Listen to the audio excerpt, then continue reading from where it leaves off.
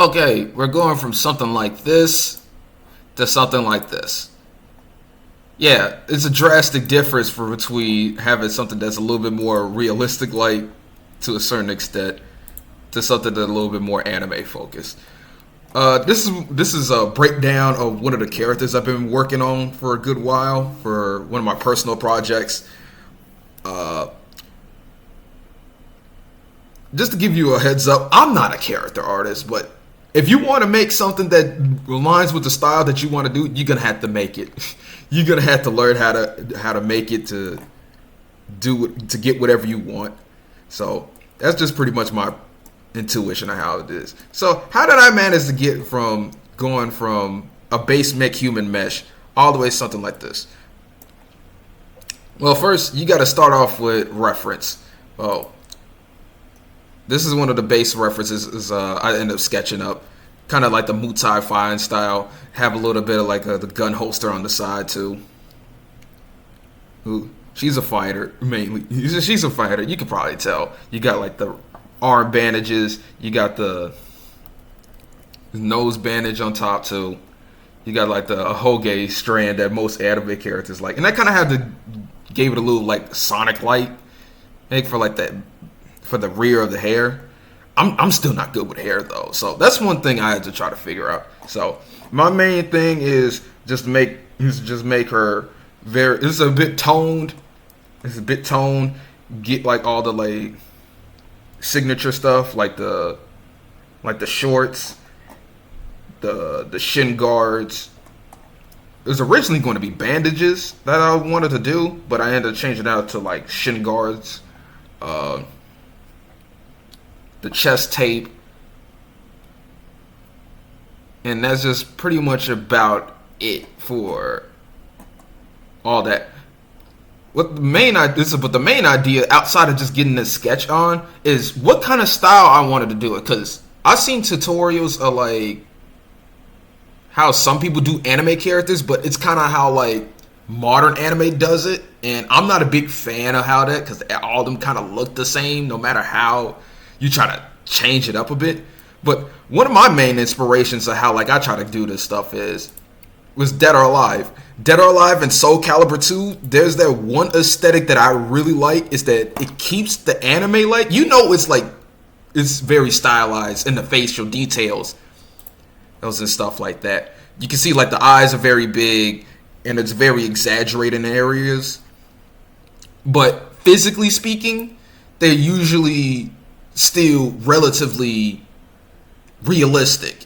They're not like overly stylized and stuff. So that's one of the reference you're gonna have to make sure you keep in check. And then also another thing is I want to make sure you keep in check is body proportions. Body proportions is making sure like your muscle groups are in check.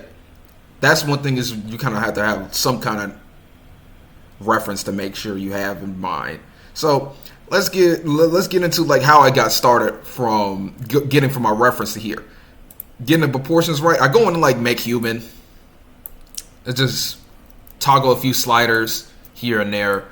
It's not too special. But one thing I also kind of see and say, like for MakeHuman, it's kind of weird that a lot of people don't touch upon, is that MakeHuman is not really designed for like, I guess you could say like game topology and stuff like that. Because you can see like around like the shoulders. I'm still not a big fan of like how MakeHuman does like the shoulders and stuff.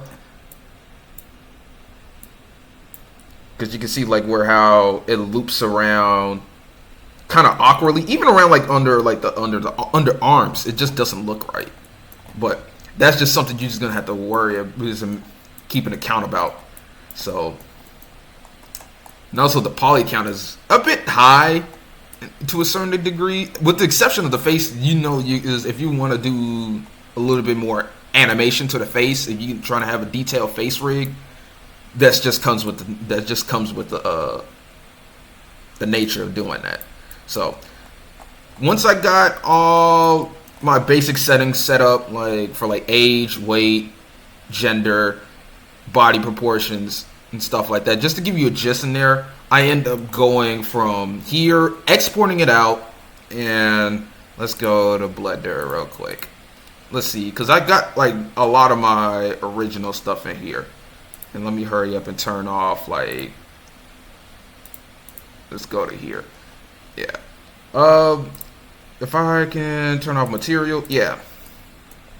I don't know why this, oh yeah, this is the second iteration I was working on, because it didn't start off like this.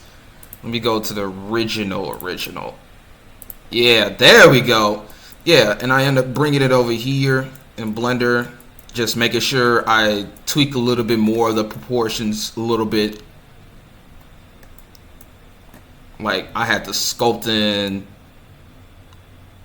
how more or less where the shoulders is, hip placement, and where the pelvis is.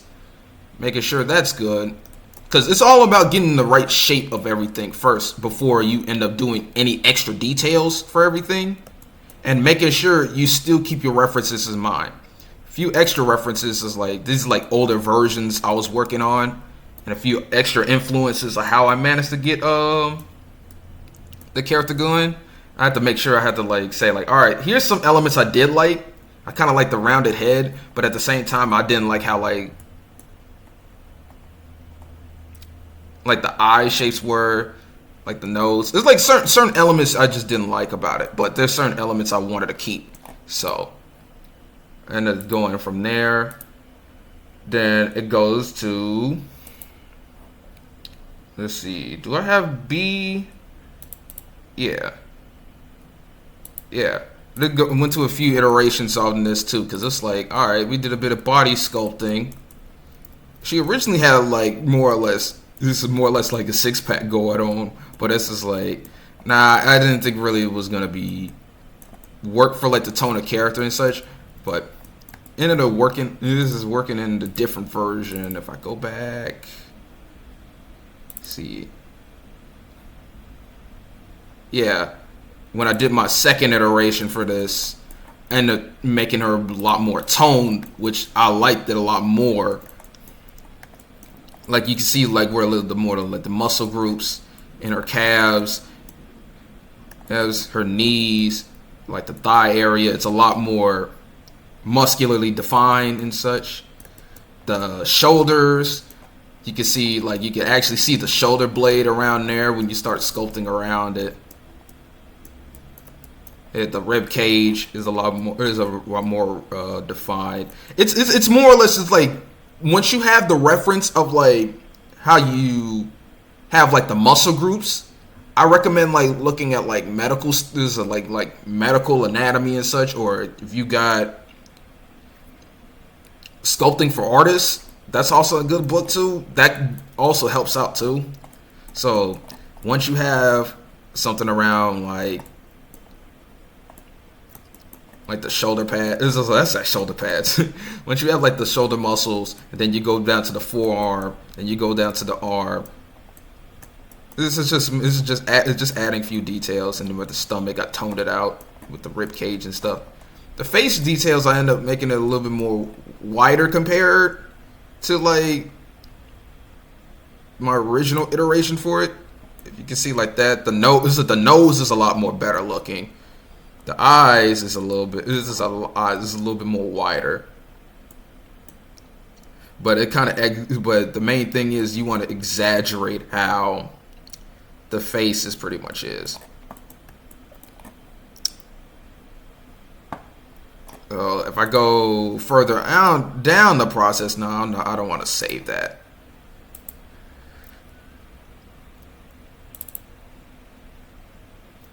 This is one of the original outfits I was trying to work on, but no, this is one of the prototypes I was trying to work for the outfit and such.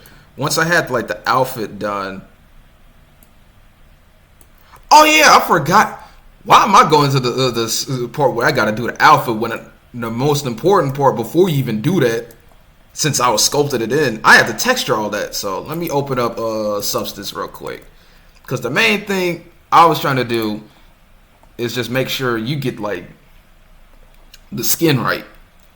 Make sure you get the skin right, because one of the things I did like in like later versions of like Dead or Alive and such. Like Dead or Alive 5 is that they try to make it a little bit more realistic. I wasn't a big fan of like the style shift for like the character models, but the shaders that come with the character models, like with the pores, sweat, dirt mask, and stuff like that, that ended up becoming a lot. That's something I ended up liking a lot during me playing those games. So it's just like, all right, let me try to replicate that. So, and so what I end up doing is making sure I have like all the skin layers in check.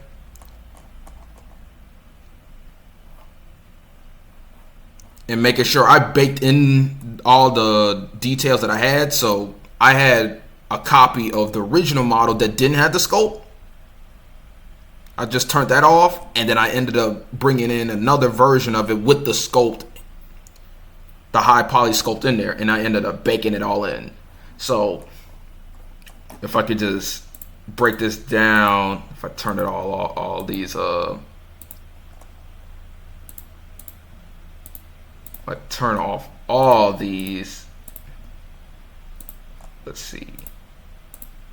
Yeah, so we're going to start off with just a base color for the body. That's the basic skin tone. And then we just start working our way up for like how his blood is pretty much being dispersed around the body. Because you see like where highlights around like the cheeks, around the shoulder areas. A bit around the legs, around the feet. That's where usually blood is pretty much circulated around the body and such. Then I add a little bit of green, like to like break it up a bit. And I add a little bit of like a lightness tone around certain areas of the body. Then the scalp. And adding a little bit on there, just the base shape. Oh no, I turned that off, yeah, for a reason. I'm not using that no more. It was a scalp. I just pretty much made some basic hair from this. Not too much. It's just like, let's see, it's just a fur shade. It's just a fur mask, and then I just layered in with like a brown color, just to keep everything consistent. It looked pretty good though. Surprisingly, I thought it was not gonna end up working right for it, but. You know, like I said, like that. You did the nipple color, then you do the nails. It's a bit pink and stuff like that. This is since it was like, I know Street Fighter 5 kind of did something similar to this. Since it's like not super detailed, since it's got to be in game, but that's ended up working well for that. So last but not least, I had to end up doing the pores. You see, you end up getting all this good detail in with like the roughness. And adding there's a roughness in there.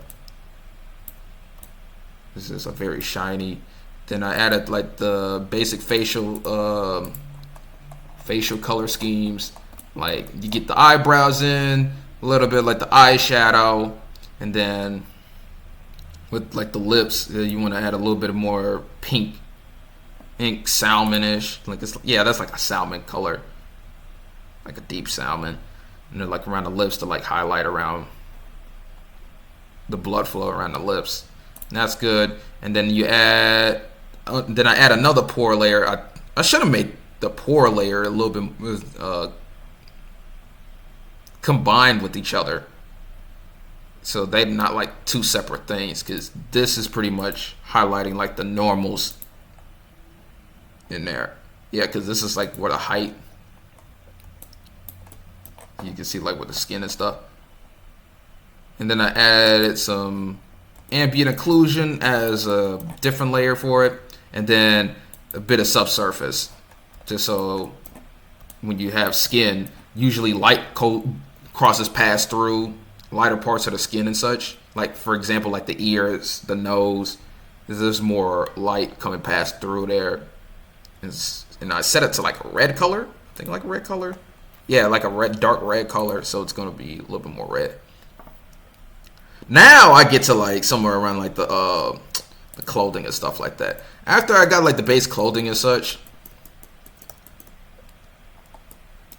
I ended up like taking specific elements out of like the base mesh and started like crafting around that. End up getting like the gun holster. This is the gun holster right there. Started making the shorts. Extracted like the gloves and such. I ended up making it mirrored each other, luckily enough. So they didn't need to be on like had to be copied over to me. So to make my work a little bit more harder and such.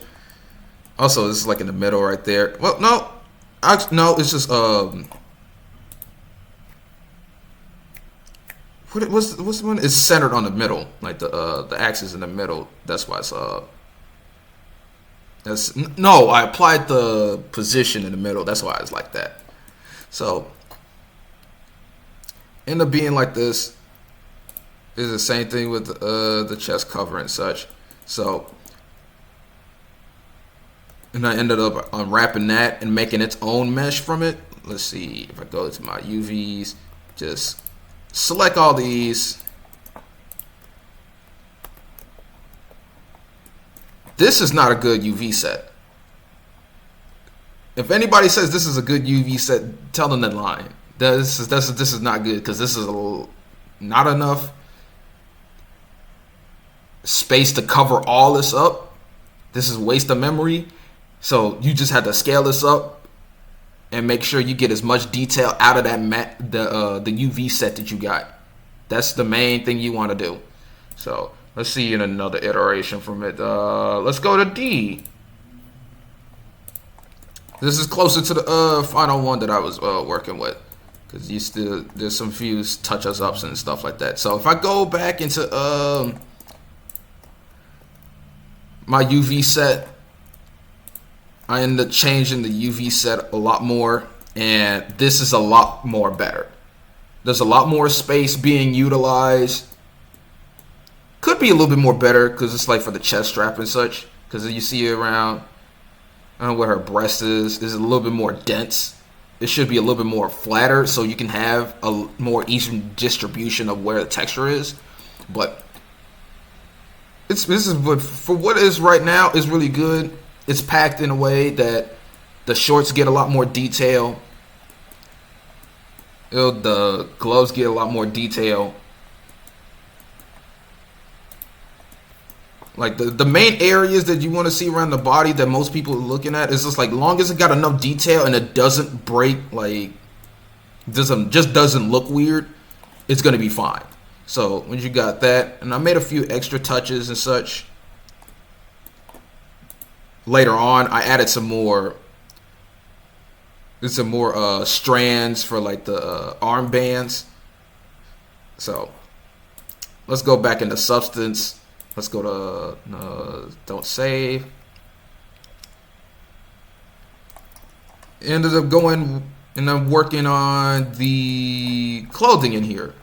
So I ended up texturing this, and I did one thing. I think I did the clothing a lot more better than what I did with like the skin.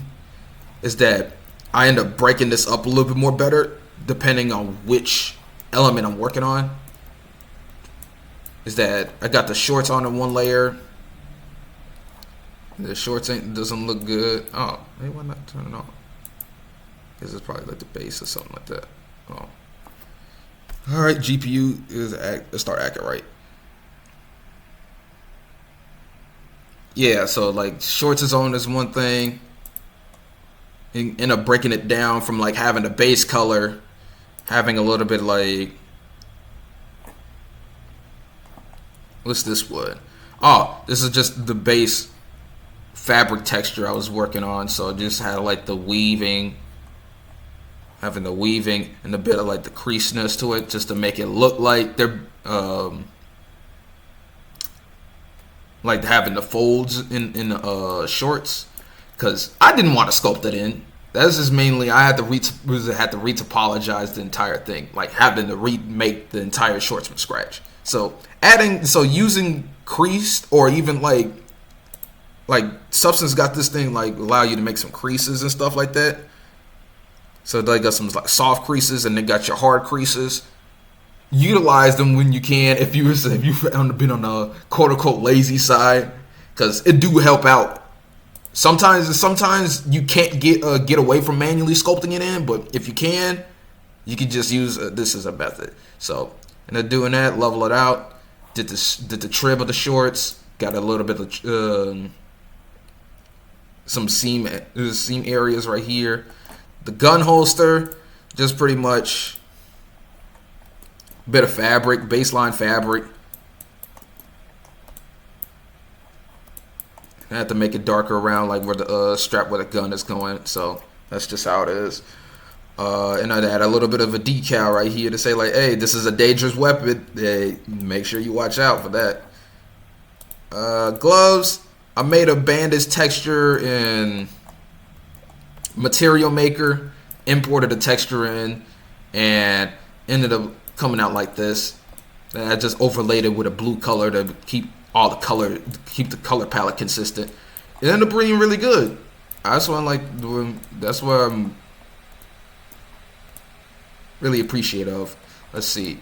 This is the armband. Is this the same texture that's on the gloves? This is the same thing with the chest as cover.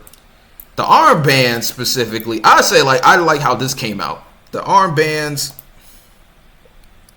I made my own rope fibers thing. Just started off with a checker pattern, then added the fiber height material. This is just a height mask that'll give it a little bit like,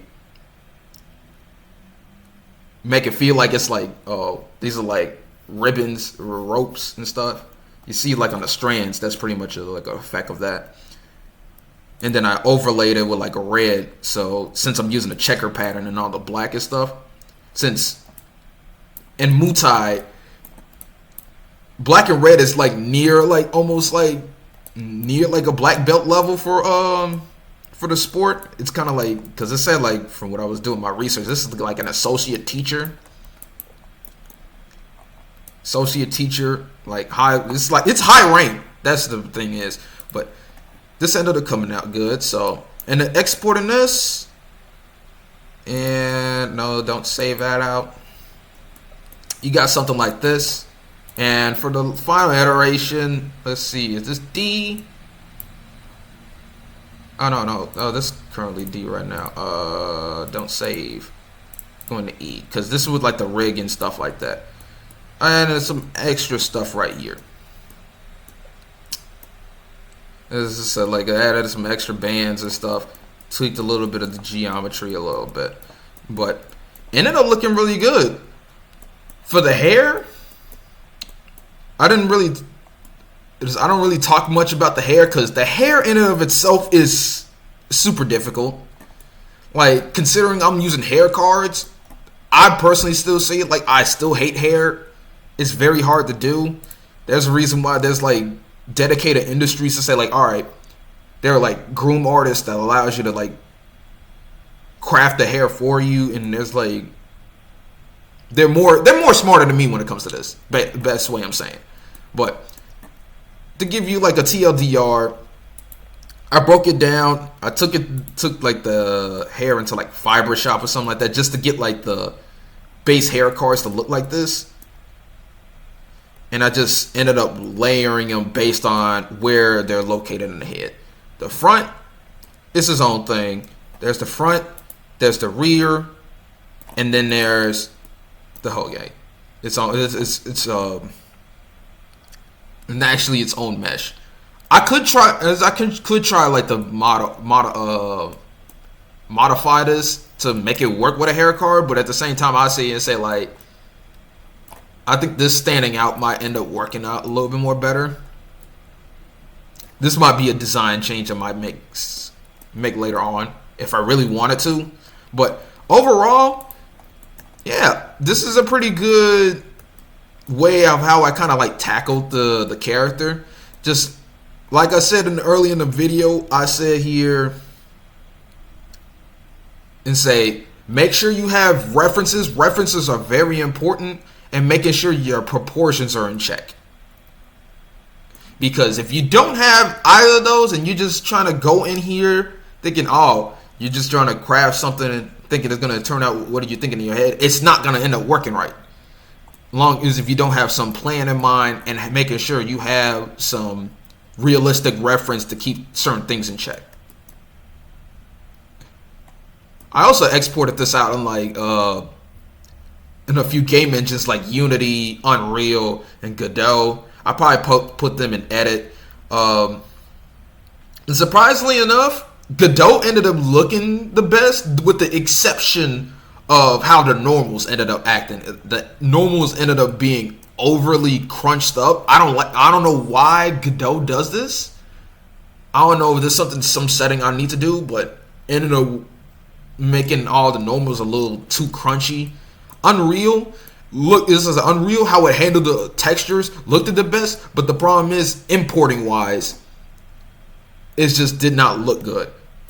And speaking of Unreal Engine, if you're going to use Unreal Engine on Linux, please don't. It's kind of underbaked compared to like the Windows and Mac versions of it. Unity, it was kind of the best of both worlds, with the exception of how it handled hair. How it handled the hair cards, it was just really weird. So, yeah, that's just pretty much my breakdown of going from MakeHuman to the final. This is for her being final. So, yeah. Anything with dealing with the rig, this is just pretty much